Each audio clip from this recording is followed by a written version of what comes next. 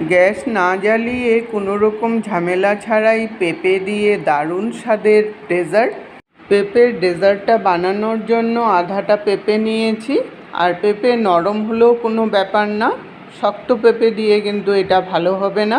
তাই পেঁপের খোসাটাকে ছাড়িয়ে পেঁপের ওপরের যে নরম অংশটা থাকে ওই নরম অংশটাকে ছোট ছোট করে টুকরো করে নিলাম। এখন এগুলোকে মিক্সিতে পেস্ট করে নেব। সঙ্গে আমি মিষ্টির জন্য সামান্য পরিমাণে একটু চিনি দিয়ে দিলাম। পেঁপের মিষ্টতা অনুযায়ী মিষ্টিটাকে দেবেন। আর সঙ্গে আমি স্বাদের জন্য গুঁড়ো দুধ দিয়ে দিলাম, টেস্টটা আরও ভালো হবে। গুঁড়ো দুধটার মধ্যেও মিষ্টি থাকে, তাই মিষ্টিটা ওইভাবেই দিবেন। আর 4টা কাজু দিয়ে দিলাম, টেস্টটা তাহলে আরও ভালো হবে। একটা স্মুথ পেস্ট করে নিলাম, পেস্টটা যেন একদম স্মুথ হয়, তাহলেই ডেজার্টটা খেতে খুব ভালো হবে।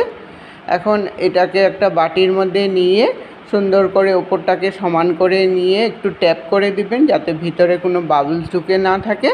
এখন 3 থেকে 4 ঘন্টা ফ্রিজে রেখে দিবেন, তাহলেই এটা সুন্দর করে জমাট বেঁধে যাবে।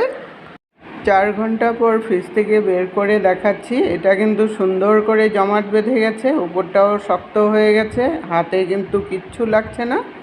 একটা প্লেটের মধ্যে নিয়ে জাস্ট উল্টে দিলেই আর একটু ট্যাপ করে দিলেই এটা সুন্দর করে বেরিয়ে আসে, কোনো চাকুরও কিন্তু দরকার হয় না।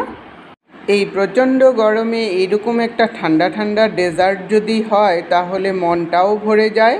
আর পেঁপে যারা খায় না তারাও কিন্তু খাবে।